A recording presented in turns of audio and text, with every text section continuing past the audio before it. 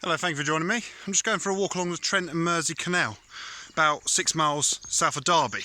Eventually we're going to do a lot more of the Trent Mersey Canal, but I was just out today. I've just been to the Model Rail exhibition in Derby at the Roundhouse, so I thought we'd come here and have a look at a few previews of the future on what we're going to do a lot more on. So this is the canal, which one day I'd like to do all of. I can't say when that'll be, but just behind us, as you can see, there's a viaduct, which of course is the canal's, what kind of took the canal's custom, the railway. So we're going to go and have a look at, well, starting on the canal, we're going to go and see the railway. So just up there on the canal is Bridge 11, so I'm not quite sure.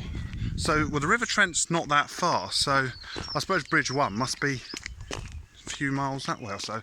So going under this very low bridge, you can just see up there, it looks like it says 1770. So it's pretty old. I'm going to go under here. Oh.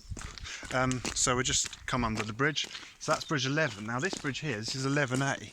So from what we could see, the viaduct that was carrying an old railway line, this is the railway where it crosses the canal. So as this bridge was added later, Bridge 12 will be up there somewhere. So that's why this bridge has to be 11A, not Bridge 11. So we're going under the railway. This opened in 1867, I believe, and I think it must have lost its passenger service with beaching. Looks like there might have been two girders here once, because you can see they've cut through and the abutment carries on. So it probably lost its passenger service with beaching, but carried on as a freight only line until 1982. So we're just going to go up and have a look. There's a few interesting features to see. So in that direction it goes to Melbourne, so we're not doing that today, but one day. It's kind of a future, probably a future project of mine. We'll gradually explore more and more old railways and canals, and like today we do a bit of both. So we're now coming to this viaduct, which I showed you at the beginning, and you can see there's Melbourne and Leicester cycle route number 6. So this is the viaduct. Now where we were a moment ago, you can see what looks to be an old farmhouse. We were just down there. So this viaduct appears to cross a stream and a floodplain. Yeah, we were just there a minute ago. There's bridge number 11, and over there in the distance is the River Trent, and dominating the skyline over there, the old cooling towers of Willington Power Station. That'd be somewhere worth going to see one day. So we're not going to go any further towards Melbourne. We're going to head in the direction of Derby, because there's something quite interesting once we get over the other side of the canal.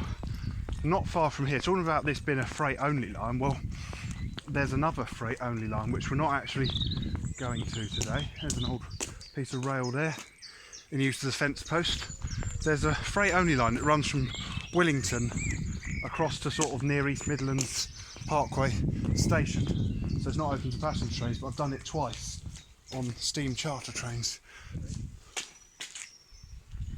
We're just having a look. That's the bridge. There's a interesting some old marking there.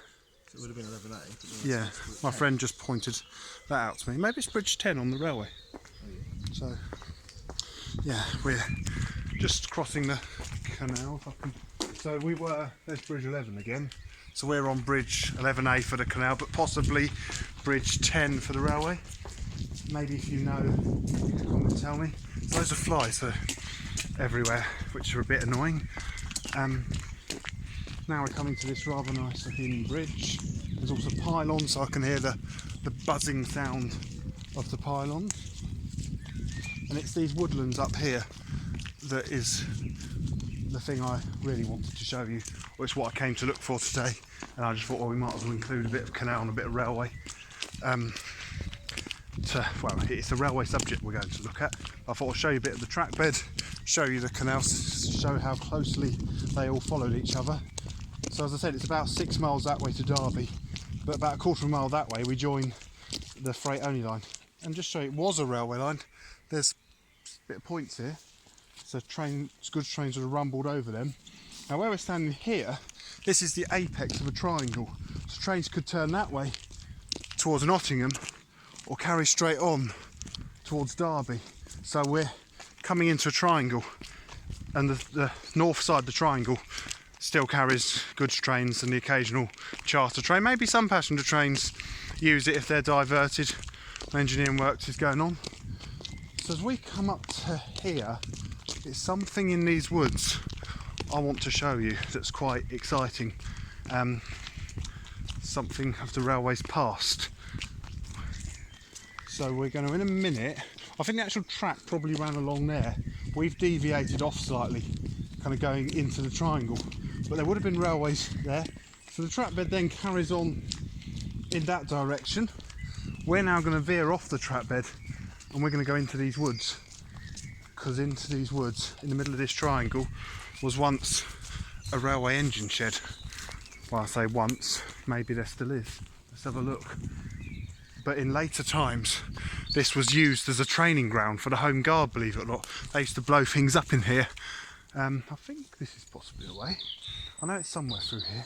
They used to blow things up and do all kinds of training exercises. Ooh. So I've just got to find my way. I'm going to try and get there without tripping over.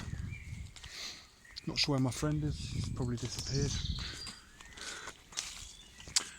So I'm going to have a little mound of earth here, around here. It looks like I'm sort of taking you to a wilderness to nowhere, but I promise you we are going somewhere quite exciting when we get through all of this. Can't see anything yet. Trust me, keep watching, this is going to be good when we get there. Oh look, what's this? There's a piece of wood here. It's quite a sturdy piece of wood. Suggests it's possibly been there quite a while. Down along here. So this would have all been like a railway yard once. There'd have been steam engines sitting here, coming on and off shed, or possibly whether there was a coaling tower here once, and they'd have, collected water. But at night and other times, they'd have sat in that shed there. I know it doesn't look like much, but let's get inside it. It's pretty impressive. When we get, just got one more obstacle of trees to climb over. Once we get there, it will, you'll see how worth it is when we've got through here. Over the last, there we are, see the shed in front of us. Let's get inside. I can hear a train on the freight only line. See if we can see it. So I think the freight only line's just there. So we've come into the shed. Let's just walk along here.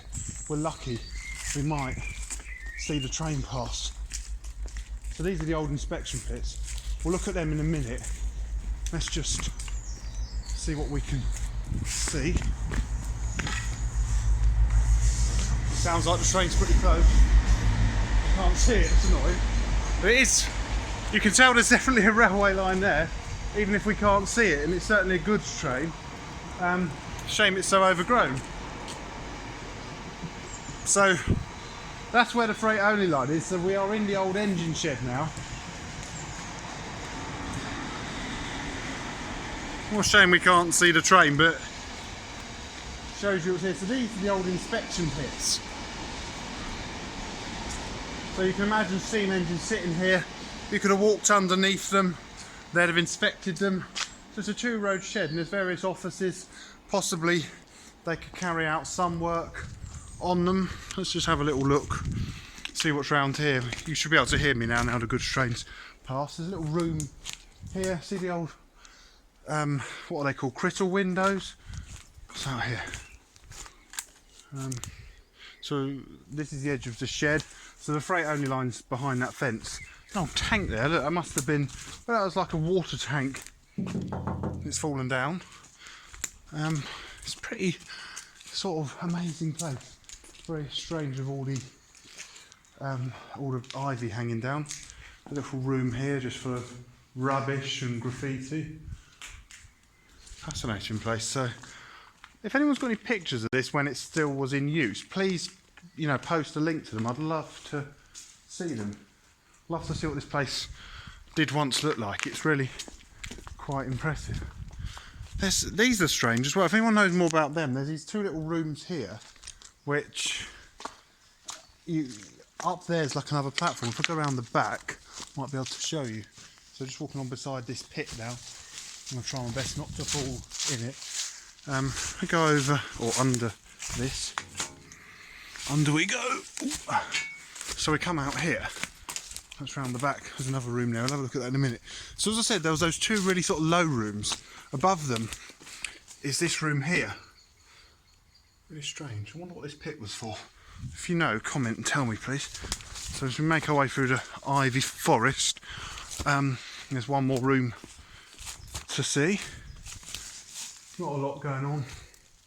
More ivy hanging down. We just go under this and we're back into the main shed again. And I think I'll leave this video here. So, the old engine shed. Thank you very much for watching. I hope you enjoyed this video. Sorry we didn't see the train, but at least we heard it. So thank you very much for watching, and goodbye.